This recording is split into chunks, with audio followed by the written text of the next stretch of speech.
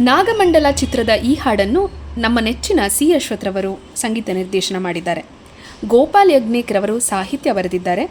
ನಾಯಕಿಯ ಬಂಧನದ ವ್ಯಂಗ್ಯ ಮತ್ತು ದುಃಖವನ್ನು ಈ ಹಾಡು ಸೆರೆ ಹಿಡಿಯುತ್ತೆ.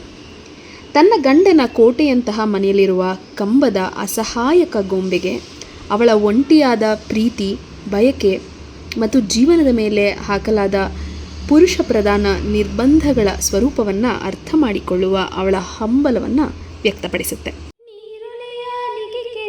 ಸತ್ಯವೇ ಈ ಅಭ್ಯಂಜನವೆನ್ನೋ ನಿತ್ಯವೇ, ಒಳ್ಳೆ ಘಮಗುಡುತಿಯಲ್ಲಿ ಸೀಗೆ ನಿನ್ನ ವಾಸನಿ ಹರಡಿರಲಿ ಹೀಗೆ, ಒಬ್ಬಳೇ ನಾನಿಲ್ಲಿ ತಬ್ಬಿಪ್ಪುಗೊಂಡೇನ ಮಬ್ಬು ಹರಿಯುವುದೇನ, ಹಬ್ಬವಾಗುವುದೇನಾ,